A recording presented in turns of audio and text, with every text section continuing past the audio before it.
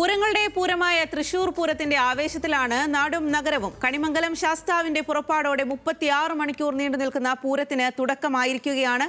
വർണ്ണവിസ്മയങ്ങൾക്ക് സാക്ഷിയാകാൻ ശക്തന്റെ തട്ടകത്തിലേക്ക് ഒഴുകിയെത്തുകയാണ് ജനങ്ങൾ. പൂരാവേശം ഒരു തരി ചോരാതെ പ്രേക്ഷകരിലേക്ക് എത്തിക്കാൻ ന്യൂസ് മലയാളം ടീമും സജ്ജമാണ്.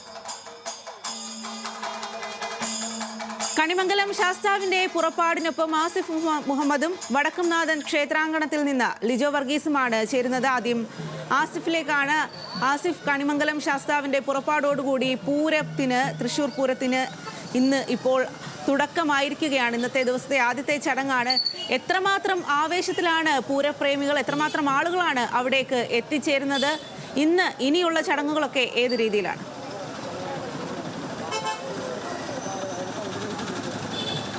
തീർച്ചയായും കണിമംഗലം ശാസ്താവിന്റെ എഴുന്നള്ളിപ്പ് തുടർന്നുകൊണ്ട് ഇരിക്കുകയാണ്. പുലർച്ചെ വടക്കുംനാഥ ക്ഷേത്രത്തിലേക്കുള്ള എഴുന്നള്ളിപ്പ് ആരംഭിച്ചതാണ്. അത് അല്പസമയത്തിനകം തന്നെ വടക്കുംനാഥ ക്ഷേത്രത്തിന്റെ സന്നിധിയിലേക്ക് പ്രവേശിക്കാൻ കഴിയും. എന്നാലും വലിയൊരു ആൾക്കൂട്ടം നമുക്ക് കാണാൻ കഴിയും. ദൃശ്യങ്ങളിൽ കാണുന്നത് പോലെ തന്നെ ഈ എഴുന്നള്ളിപ്പിനെ തന്നെ നൂറുകണക്കിന് വരുന്ന ഭക്തരാണ് അതിനെ ഇപ്പോൾ ഇങ്ങനെ അനുഗമിച്ചുകൊണ്ടേ ഇരിക്കുന്നത്. ഏറ്റവും ആദ്യം പുറപ്പെടുന്നത് കണിമംഗലം ശാസ്താവാണ് പൂരത്തിന് നഗരിയിലേക്ക് എഴുന്നള്ളുന്നത് എന്നുള്ളതാണ് ഏറ്റവും പ്രധാനപ്പെട്ടത്. പിന്നാലെയാണ് മറ്റ് ചെറുപൂരങ്ങൾ എത്തിത്തുടങ്ങുക.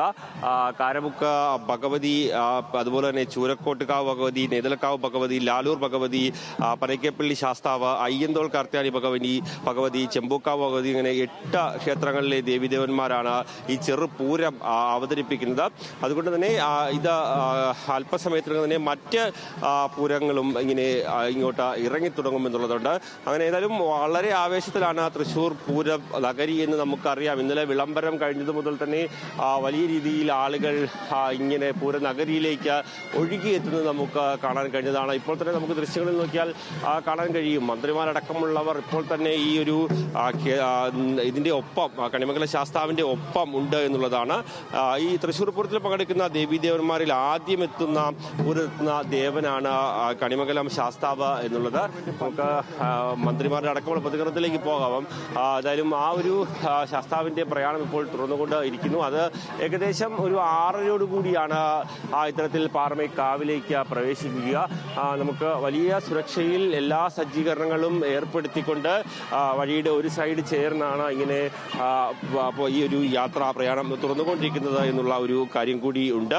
എന്നാലും 5:45 കൊളശ്ശേരി ക്ഷേത്രത്തിൽ ശാസ്താവ് എത്തി. പിന്നീട് സ്വരാജ റൗണ്ടിലേക്ക് എത്തി വടക്കുംനാഥ ക്ഷേത്രത്തിന്റെ റൗണ്ടിലേക്ക് പ്രവേശിപ്പിച്ച് തെക്കേ ഗോപുരം വഴി മതിലകത്ത് കടന്ന് ഏകദേശം 7:30 പടിഞ്ഞാറേ ഗോപുരം വഴി പുറത്തേക്ക് കടന്ന് പാണ്ഡ്യമേളം തുടങ്ങി കൊട്ടി അവസാനിച്ച് തിരികെ കുളശ്ശേരി ക്ഷേത്രത്തിൽ പോവുക എന്നുള്ളതാണ് ഇതിന്റെ ഒരു പ്രധാനപ്പെട്ട ഒരു കാര്യമായി നമുക്ക് ചൂണ്ടിക്കാണിക്കാൻ കഴിയുന്നത്. ഏതായാലും ഈ കണിമംഗലം ശാസ്താവിന്റെ മറ്റൊരു പ്രത്യേകത മഞ്ഞും മഴയും വെയിലും കൊള്ളാതെ പൂരം നടത്തി തിരിച്ചു പോകുന്നു എന്നാണ് ഇതുമായി ബന്ധപ്പെട്ടുള്ള സങ്കല്പം ഉള്ളത്.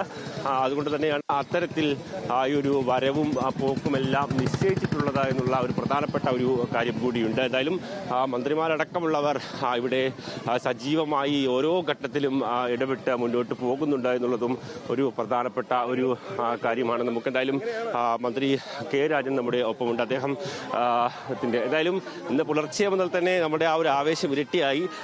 ആൾക്കൂട്ടം കൂടിക്കൂടി വരികയാണ് ഓരോ നിമിഷത്തിലും തോറും. ഒരു കാലത്തും കാണാത്ത ജനക്കൂട്ടാണ്. വലിയ ആൾക്കൂട്ടം നമ്മുടെ ഈ കണിമംഗലം ശാസ്താവിന്റെ യാത്രയിലുണ്ട്. 5 മണിക്ക് തുടങ്ങിയതാണ്.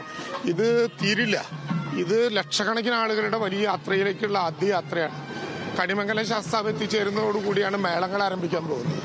ഇതിപ്പോൾ കൊളശ്ശേരിയിൽ വെച്ച് എഴുന്നള്ളിച്ച് കഴിഞ്ഞാൽ 5 ആനയിലേക്ക് മാറും. ദേവസ്വം ബോർഡ് 4 ആനകളെ കൂടി അവിടെ അണിനിരത്തും. 5 ആനയാകും. പിന്നെ മണികണ്ഠനാൽ പന്തലിൽ നിന്ന് 9 ആനയായിട്ട് അത് മേളത്തിലേക്ക് കടക്കും. മേളങ്ങളുടെ തന്നെ പ്രത്യേകത കണ്ടത് ഇത്ര നല്ല നാദസ്വരം എവിടെയെങ്കിലും കണ്ടിട്ടുണ്ടോ? അതിഗംഭീരം. അവിടെ നിന്ന് ആരംഭിച്ച് ഉടനീളം നാദസ്വരമാണ്. അതിഗംഭീരമായിട്ടുള്ള യാത്രയാണ്. ഞങ്ങൾ ഇന്നലെയൊക്കെ സംസാരിക്കുമ്പോഴും പറയായിരുന്നു വേറെ പൂരം വിവരിക്കാൻ നമുക്ക് വേറെ ആളുടെ ആവശ്യമില്ലായിരുന്നു. അതുപോലെ എല്ലാ കാര്യങ്ങളും അതെ പൂരം വളരെ കൃത്യതയോടുകൂടിയും മൈന്യൂട്ടായിട്ടുമാണ് ഇത്തവണ നമ്മൾ നോക്കി കാണുന്നത്. അതിൻ്റെ ഒരു ഗുണഫലമുണ്ട്. ഒരു കാലത്തും ഇല്ലാത്തതുപോലെയുള്ള ഏറ്റവും മൈന്യൂട്ടായ കാര്യങ്ങളിൽ പോലും വലിയ ശ്രദ്ധയാണ്. ഒരു പരാതിയുമില്ലാത്ത വിധം പൂരം കമ്പിച്ചു പോവാണ്. മഴയും പോയി. കണിമംഗലം ശാസ്താവിന്റെ ഒരു ഒരു പ്രത്യേകത തന്നെ വെയിൽ കൊള്ളാതെ അല്ലേ, വെയിലും കൊള്ളാതെ ദേവഗുരുവാണ് ശാസ്താവ്. വടക്കുന്നാഥന്റെ പടിഞ്ഞാറ് നടയിലൂടെ കടക്കുക പോലും ചെയ്യില്ല. ശ്രീമൂലസ്ഥാനത്തേക്ക് തെക്കേ ഗോപുര നടയിലൂടെ കടക്കുന്ന ഏക ഘടകപുരം അത് ശാസ്താവ് ദേവഗുരുവാണെന്നുള്ളത് കൊണ്ടാണ്. എന്തായാലും ആ ഒരു ആവേശം ഇങ്ങനെ തുറന്നുകൊണ്ടേ ഇരിക്കുകയാണ്. ഞാൻ നേരത്തെ സൂചിപ്പിച്ചതുപോലെ നമുക്ക് പൂരം വിവരിക്കാൻ നമുക്ക് വേറൊരാളുടെ ആവശ്യമില്ല എന്നുള്ളതാണ്. മന്ത്രി കെ രാജനൊക്കെ അത്രത്തോളം ഈ ഒരു പൂരവുമായി ബന്ധപ്പെട്ട് ഇഴുകിച്ചേർന്ന ആളുകളാണ് എന്നുള്ളതാണ്. ശരി, അത് തന്നെയാണ് ആസിഫ്. ഒരു കുറ്റമറ്റ പൂരം നടത്തിപ്പിന്റെ ആ ഒരു തുടക്കം തന്നെയാണ് ഇന്ന് രാവിലെ കാണാൻ സാധിക്കുന്നത് എന്നുള്ളതാണ്. രാവിലെ 5 മണിക്ക് തുടങ്ങിയ കണിമംഗലം ശാസ്താവിന്റെ പുറപ്പാടിനൊപ്പം അണിനിരക്കുന്നത് ആയിരക്കണക്കിന് ആളുകളാണ്. അതിനൊപ്പം മന്ത്രി കെ രാജൻ അടക്കമുള്ള ആളുകളും ഉണ്ട്. അതിന്റെ പൂരത്തിന്റെ ഓരോ നിമിഷം ഓരോ കാര്യങ്ങളും വ്യക്തതയോടെ വിലയിരുത്തി തന്നെയാണ് മുന്നോട്ട് പോകുന്നത് എന്നാണ് മന്ത്രി ഇപ്പോൾ പറയുന്നത്. വടക്കുംനാഥന്റെ ക്ഷേത്രാങ്കണത്തിൽ നിന്നും ലിജോ വർഗീസും കൂടി ചേരുകയാണ്. ലിജോ, പൂരം ആയി മാറിക്കൊണ്ടിരിക്കുകയാണെന്നറിയാം. നിരവധി ആളുകളാണ് അവിടേക്ക് ഈ പൂരം കാണാനായി എത്തുന്നത് എന്ന് മനസ്സിലാക്കുന്നു. ഒരു കുറ്റമറ്റ പൂരം നടത്തുക എന്നുള്ളത് തന്നെയാണ് അധികൃതരുടെ ഭാഗത്തു നിന്നുമുള്ള ഏറ്റവും വലിയ ലക്ഷ്യം. എത്രമാത്രം ആവേശത്തിലാണ് പൂരപ്രേമികൾ അവിടെ? എത്ര ആളുകളാണ് ക്ഷേത്രാങ്കണത്തിലേക്ക് ഇപ്പോൾ എത്തുന്നത്? സ്വാതി, ഇതിൽ ഒരു തിരുത്ത് വേണമെങ്കിൽ പറയാവുന്നത് ആളുകൾ പോയിട്ട് വേണ്ടേ ആളുകൾ വരാൻ എന്നുള്ളതാണ്. ഇത് ഒഴുകിക്കൊണ്ടേ ഇരിക്കുകയാണ് ജനങ്ങൾ എന്നുള്ളതാണ്. ഇന്നലെ രാത്രിയൊക്കെ ഈ ഉത്സവ പറമ്പിൽ അല്ലെങ്കിൽ തേക്കുംകാട് മൈതാനത്തിൽ ആളുകൾ ഇങ്ങനെ ഇരിക്കുന്നതാണ്. പലരും എഴുന്നേൽക്കുന്നതൊക്കെ ഉള്ളൂ. ഞാനിപ്പോൾ നിൽക്കുന്നത് തെക്കേ ഗോപുര നടയിലാണ്. ഇതൊരു പ്രധാനപ്പെട്ട സ്ഥലമാണിന്ന്. നമ്മുടെ തെക്കോട്ടിറക്കം നടക്കുന്ന സ്ഥലം, അതുപോലെ കുടമാറ്റം നടക്കുന്ന സ്ഥലം ഒക്കെയാണ് തെക്കേ ഗോപുര നട. ഇന്നത്തെ ഹൈലൈറ്റുകളിൽ പലതും നടക്കുന്ന സ്ഥലമാണ്. പക്ഷെ അവിടെ നമുക്ക് ആളുകളെ കാണാൻ, ആളുകൾ ഉറക്കം എഴുന്നേറ്റ് വരുന്നതേ ഉള്ളൂ. ആളുകൾ പൂരപ്പറമ്പിലായിരുന്നു ഇന്നലെ രാത്രി എന്ന് വേണമെങ്കിൽ നമുക്ക് കാണാം. അങ്ങനെ വലിയ തരത്തിൽ ആളുകൾ ഈ പൂരത്തെ സ്വീകരിക്കുകയാണ് എന്ന് വേണം നമുക്ക് മനസ്സിലാക്കാൻ. അത്ര ആളുകൾ ഉണ്ട്. ഇന്നലെ പോയിട്ടില്ലായിരുന്നില്ല എന്ന് തോന്നുന്നു. ഇല്ല, ഇന്നലെ പോയില്ല. ഇന്നലെ ഇവിടെ തന്നെയായിരുന്നു. എവിടുന്നാ വരുന്നത്? ചേർത്തലയിൽ നിന്ന് പൂരം കാണാം. അപ്പോൾ ഇവിടെ അങ്ങ് കൂടി, പൂരപ്പറമ്പിൽ കൂടി. പൂരം മൊത്തം അതിന്റെ എല്ലാ അർത്ഥത്തിലും അങ്ങ് കൂടുവാണ്, രാവും പകലും. കണ്ടിട്ട് പോകുള്ളൂ, എല്ലാം കണ്ട് നാളെ രാവിലെ പോകുള്ളൂ. അപ്പോൾ ഇന്നലെ വന്നു, ഇന്നലത്തെ കാര്യങ്ങളൊക്കെ കണ്ടു, ഇവിടെയൊക്കെ തന്നെ കഴിഞ്ഞു. ചേട്ടനും ചേർത്തലേതാണ്? ചേർത്തല വയലാറ് പൂരം കണ്ടേ പോവുള്ളൂ. ഞങ്ങൾ ഉറങ്ങാൻ പറ്റും. കൊതുകൊക്കെ ഉണ്ടായിരുന്നു. കൊതുണ്ടായിരുന്നു. പൂരത്തിന്റെ ആവശ്യത്തിൽ കൊതുകൊന്നും ഞങ്ങൾക്കൊരു പ്രശ്നമല്ല.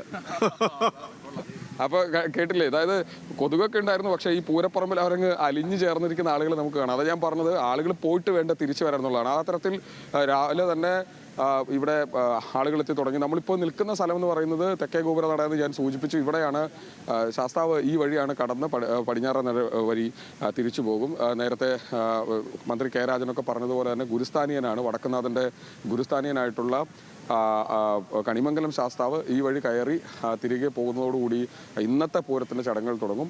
ഇതിൻ്റെ ഒപ്പം ഒരകമ്പടിയായി ഇതിനൊരു ബാക്ക്ഗ്രൗണ്ട് സ്കോർ എന്ന നിലയ്ക്ക് തന്നെ ചെണ്ടമേളങ്ങൾ അത് വരും. അത് പഞ്ചവാദ്യം വരും, നാദസ്വരം ഉണ്ടാവും, പാണ്ടി ഉണ്ടാവും, നടപ്പാണ്ട് കൂട്ടിയാണ് വരിക. അങ്ങനെ ചെണ്ടയ്ക്ക് വലിയ പ്രാധാന്യമുള്ളൊരു ചടങ്ങ് കൂടി, അല്ലെങ്കിൽ ആ തരത്തിലാണ് ഈ പൂരം മുമ്പോട്ട് പോവുക എന്നുള്ളതാണ് ഏറ്റവും പ്രധാനപ്പെട്ട കാര്യം. അങ്ങനെ മേളത്തിന് വലിയ സ്വാധീനമുള്ള ഒരു സ്ഥലം. ഏതാണ്ട് 80-ലധികം ആനകൾ വിവിധ ഘടകപൂരങ്ങൾക്കൊപ്പം ഉണ്ടാവും. 8 ഘടകക്ഷേത്രങ്ങളും തിരുവമ്പാടിയും പാറമേക്കാവ് ഭഗവതിമാരും ചേരുന്നതാണ് ഈ പൂരത്തിൻ്റെ മുഴുവൻ സങ്കല്പം എന്ന് പറയുന്നത്. അതുകൊണ്ട് തന്നെ അവിടെയൊക്കെ ആനകൾ ഉണ്ടാവും. ആ ആനകൾ ഒരു പ്രധാനപ്പെട്ട ചടങ്ങാണ്. അതോടൊപ്പം തന്നെ കുടമാറ്റം, വേറൊരു വർണ്ണം, ആ തരത്തിൽ വർണ്ണം വിതറുന്ന ഒന്നായി കുടമാറ്റം അവിടെ ഉണ്ടാവും. വെടിക്കെട്ട്, അത് വർണ്ണവും ശബ്ദവും ഒക്കെ ചേരുന്ന കുടമാറ്റം ഉണ്ടാവും, വെടിക്കെട്ടുണ്ടാവും. അങ്ങനെ പല തരത്തിലാണ്. ഇനിയിപ്പോൾ മഠത്തിൽ ഒരു പഞ്ചവാദ്യമുണ്ട്. അത് പഞ്ചവാദ്യത്തിന് വേണ്ടി മാത്രമായിട്ടുള്ള ഒന്നാണ്. അത് കഴിഞ്ഞ് കഴിഞ്ഞാൽ ഇലഞ്ഞിത്തറ മേളം തുടങ്ങും. അത് പാണ്ടിമേളമാണ്.